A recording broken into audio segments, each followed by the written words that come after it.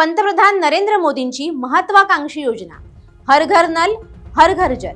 घोषणा मोठी, गाजावाजाही मोठा, पण भंडारा जिल्ह्यात या योजनेचा पुरता बोजवारा उडालाय. तुमसर तालुक्यातील हरदोली गावात कोट्यवधी रुपये खर्चून बांधलेली टाकी आणि नळ जोडणी केवळ शोपीस ठरली आहे. गेल्या 3 वर्षांपासून या नळांना पाण्याचा स्पर्शही झालेला नाही. हे दृश्य आहे भंडाऱ्याच्या तुमसर तालुक्यातील हरदोली सिहोरा गावातील जलजीवन मिशन अंतर्गत. या गावात कोट्यवधींचा खर्च झाला. घराघरात नळ पोहोचले, जलकुंभ उभा राहिला. वाटलं होतं आता पाण्याचा प्रश्न सुटेल, पण झालं उलटच. गेल्या 3 वर्षांपासून या 500 नळांमधून पाण्याचा एक थेंबही आलेला नाही. तांत्रिक दोषांच्या नावाखाली ही योजना प्रशासकीय बासनात गुंडाळून ठेवली गेली आहे. माझे नाव कविता कटरे आहेत. हे नळा आमच्या 2 वर्ष झाला जोडला आहेत, पण काही पाणी येऊन नाही राहिला. आम्ही दूरच्या पाणी आणून तर त्याची आम्हाला तकलीफ आहे. नळा काही होऊन नाही राहिले आहेत ना, हे रोडा बी पडला आहेत तर त्याची बी काही सुविधा केला नाही आहे. प्रशासकीय ढिसाळपणा इतका की चुकीच्या तांत्रिक नियोजनामुळे योजना रखडली. धक्कादायक बाब म्हणजे आधीचे कोट्यवधी रुपये खर्च करूनही पाणी मिळालं नाही आणि आता त्याच चुका सुधारण्यासाठी पुन्हा 28 लाखांचा वाढीव निधी मंजूर झाला. म्हणजे जनतेच्या कराच्या पैशाची ही शुद्ध उधळपट्टी म्हणावी लागेल. देशाचे पंतप्रधान नरेंद्र मोदी यांच्या संकल्पनेतून प्रत्येक गावात हर घर जल हर घर नल ही संकल्पना प्रभावीपणे राबविली जाते. याच माध्यमातून जल जीवनच्या माध्यमाने महाराष्ट्रात राज्य सरकार ही योजना राबवत आहे. आपण सध्या भंडाऱ्यातील तुमसर तालुक्यात असलेल्या हरदोली या गावात आहो. या गावात साधारणतः 3 वर्षापासून 1,41,00,00,000 रुपये खर्च करून पाण्याच्या काम सुरू करण्यात आला. जलजीवन मिशनचं काम सुरू करण्यात आला आणि साधारणतः 2,500 लोकसंख्या असलेल्या या गावात 500 घरांना नळ जोडणी देण्यात आली. मात्र या 500 घरांसमोर असलेले नळ हे एक शोभेची वस्तू बनून उभी आहे.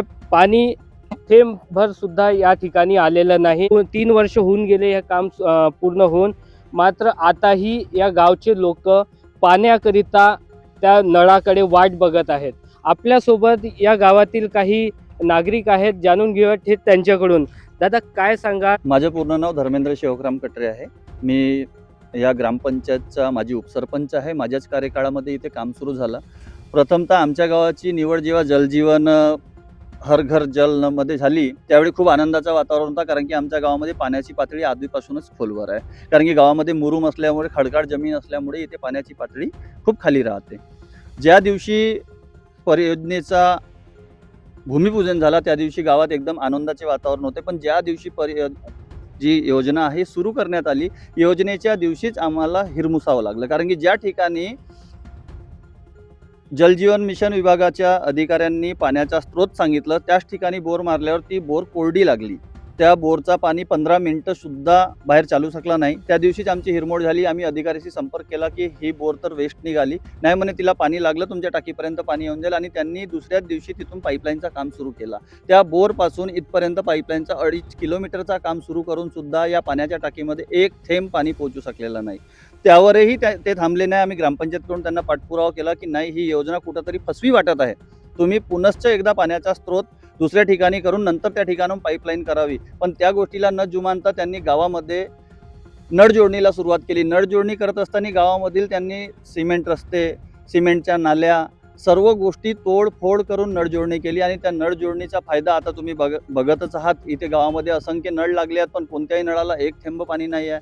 आणि तो पाणी नसल्यामुळे गावच्या लोकांना खूप त्रास सहन करावा लागत. गावच्या बाया 100-100, 200-200 मीटरवर बोरवेलला पाण्याला जात आहेत. आणि तिथे पण पाण्याचा जास्त उपसा होत असल्या कारणाने बोरवेलही भारी जात आहे आणि तिथलाही पाण्याचा स्रोत कमी होत आहे. इथे कुठे ना कुठे शासनाचा आणि कर्मचाऱ्यांना आमची विनंती आहे गावकऱ्याच्या मार्फत की यावर्षी आम्हाला भीषण पाणी टंचाईचा सामना करावा लागणार आहे. तर कृपा करून आपण या जलजीवन योजनेच्या या कामाकडे लक्ष देऊन लवकरात लवकर ही योजना सुरू करण्यात येईल. माझे नाव प्रकाश उमराव भगत आहे. मी या गावचा उपसरपंच आहे. ही योजना 3 वर्षाहून राबवण्यात आली आहे, पण आतापर्यंत एक बी पाणी नाही आला. 2-3 बोरवेल खोदून झाल्या, तेही कोरड्याच आहेत. 2.5 किलोमीटर अंतरावरून पाईपलाईन केली आहे, तेही आता पूर्ण फसवी आहे ना. शासनाकडे आम्ही कित्येक वेळा पाठपुरावा केला, पण त्याही उजावजी उत्तर देत आहेत. त्या योजनेचा काहीच लाभ झाला नाही. 2.5 किलोमीटर दूर पाण्याची पाईपलाईन आणण्यात आली, या टंकीला जोडण्यात आली. मात्र आता उन्हाळ्याची चाहूल लागलेली आहे. भीषण पाणी टंचाईची समस्या आता जाणवू लागलेली आहे. गावातील महिला 100 ते 200 मीटर जाऊन डोक्यावर हंडी भरून पाणी आणत आहेत आणि पाण्याच्या या समस्येला तोंड द्यावं लागत आहे.